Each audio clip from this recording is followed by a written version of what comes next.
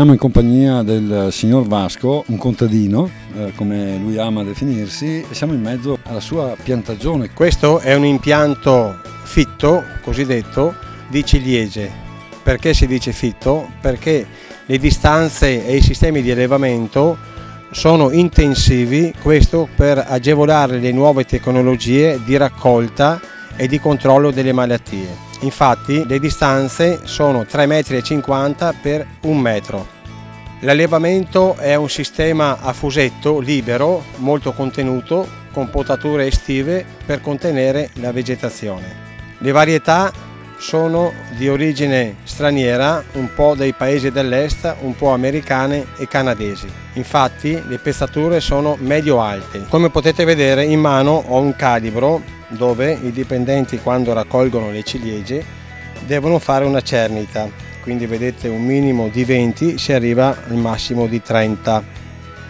Noi abbiamo il massimo, questo è un 10 grammi rapportato al diametro e questo è un 30 rapportato a 11 grammi e mezzo. Oltre alla qualità organolettica, che sono ciliegie molto consistenti, dure, compatte, hanno anche la caratteristica di avere una pezzatura non media ma una pezzatura buona, perché anche l'occhio vuole la sua parte. Ma questa è una richiesta dei mercati, del consumatore, e è meglio una ciliegia fatta male, piccolina ma più gustosa? Questa è la famosa diatriba che si sta inserendo nel nostro ambiente o nel nostro settore agroalimentare, in particolare agricolo più che alimentare, collegato, dove la frutta bella o buona.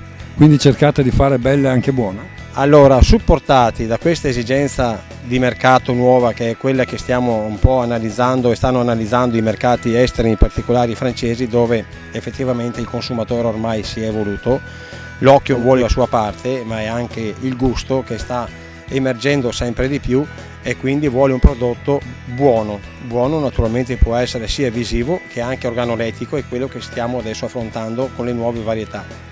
Queste sono varietà di ciliegie grosse, ma sono di origine di incroci selezionati appunto per migliorare il gusto qualitativo. Mentre quelle più piccole che vediamo alle sue spalle? Queste sono varietà più piccole, però sono avvantaggiate dal colore rosso brillante. Come potete vedere, una è rosso cupo scuro e le altre sono rosso brillante. C'è ancora un classico consumatore che preferisce il colore rosso brillante, perché sono le sue origini, diciamo, un po' che conosceva come varietà di una certa tradizione, mentre oggi l'evoluzione varietale ci porta ad avere questo tipo di prodotto rosso scuro, questo perché è anche sinonimo di un po' di pezzatura in più. Come quantità zuccherina? Ecco, il rapporto zuccherino, naturalmente la frutta si dice con più piccola è più dolce dovrebbe essere. Più grossa è, di solito si dice che è ricca di acqua, chissà che cosa hanno buttato, concimazioni eccetera.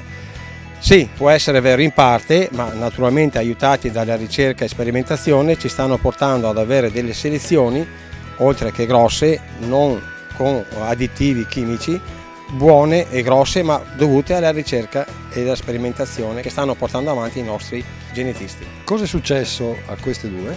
Queste due ciliegie sono dovute al problema della stagionalità di quest'anno, dove la scarsità di impollinazione, perché abbiamo avuto sbalzi di temperatura climatici, che siamo andati purtroppo a basse temperature, e andamenti stagionali piovosi che appunto provocano una mancata impollinazione e possono portare a questo tipo di prodotto.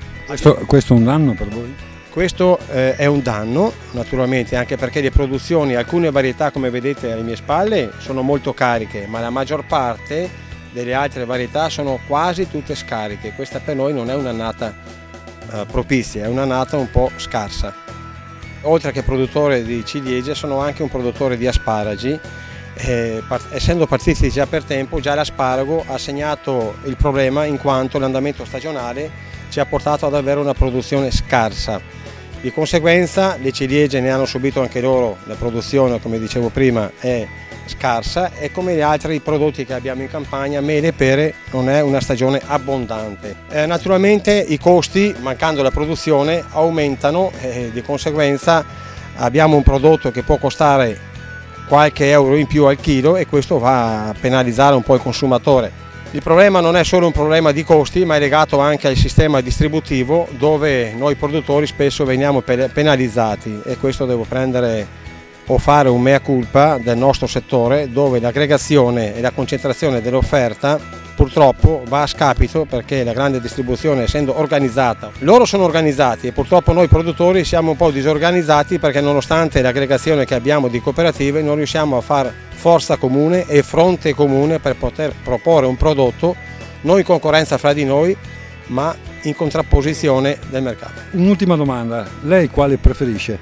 Quelle belle, sane e grosse o quelle piccoline e forse anche un po' sprigne? Bella domanda.